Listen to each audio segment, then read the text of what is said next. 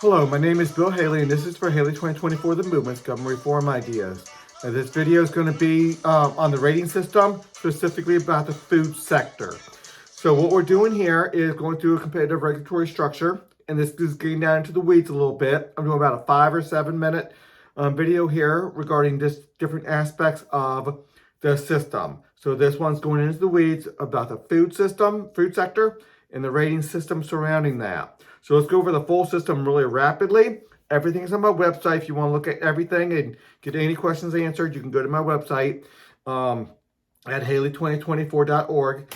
And let's go through this real quick. So we separate all government power into 30 sectors with distinct leaders per sector. So nobody in charge of helping the poor is in charge of the military. That's different than the police. That's different than the prisons.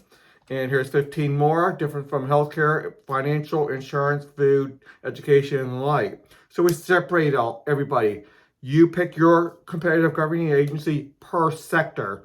So you have very specific focus when you pick in your governance for just food. And that's what we're discussing on this one, and specifically the rating system. Now, like you see, the normal FDA is food and drug, and that food is talking about food safety, but it's also talking about pharmaceuticals. So we separate that, focus strictly on pharmaceuticals, and then another focus on just food. So we already did the video on pharmaceuticals and medicines and stuff. So let's talk about just food. So food safety is highly important, and every competitive governance is going to regulate it differently. Everyone's going to have a different value system or philosophy on how to regulate food. Some will allow things such as raw milk. Some people won't allow things such as raw milk. How long should eggs be out before they are declared no good? Things like that. Obviously, food safety in restaurants are important. Food safety in grocery stores are important. And what do you do with pesticides and the like out there on the farm? And what do you put into animals, hormones and antibiotics? And what do you do with the farm animals as they're being raised? Okay, so all those things need to be regulated. Now, because we have a competitive regulatory structure, competitive governance structure, and everybody regulating differently, we don't want just their pronouncements,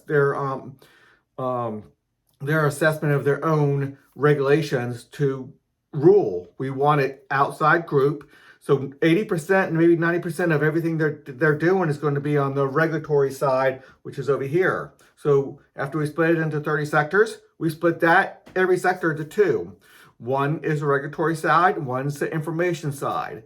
Now, obviously, the regulatory body is going to give out their information as well, but we want independent groups out there. You get together with 5 to 15% of your fellow citizens within your locality, within your state, within your federal government, and you can have a rating agency.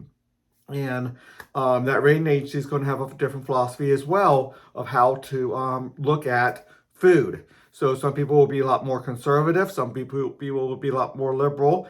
And that's different than liberal conservative in the political realm. I'm talking about liberal in allowing a lot of food regulatory standards, and it allows a lot. And some regulatory bodies will really rein it in and make farms and ranchers do things just right, or just the way they think that it should be done.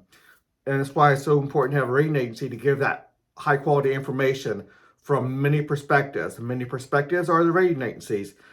Here are rating agencies. I'm not going to read it all. Everything's on my website, and there's videos out there for that.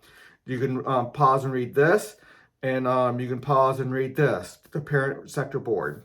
Not highly important on this one, but this one will be highly important, giving the just given what the rating system can do. So rating floors are going to be important. When does standards become so low as to harm the overall, let's go to this one. Once the standards become so low that it starts harming people outside the transaction, negative externalities. So when should society say no? Through the social contract, say, no, those standards are just way too low. You're just killing people. You're making people really sick. That should not happen. and there will be a point to do that. Now, there's a lot to discuss within that, but I'm trying to give a idea of what they will be dealing with. I'm not saying how they should rate. I'm not saying how the the regulatory agency should regulate. What I'm saying, this is a structure. You're going to get a lot of different perspectives on the regulations and a lot of different perspectives on each one of the CRAs, each one of the competitive governing agencies. So each rating agency is not tied to a certain governing agency. The rating agencies are separate and independent. They might be affiliated or whatever, but that's totally what the people want. Obviously, each rating agency is going to rate and assess all the different regulatory agencies.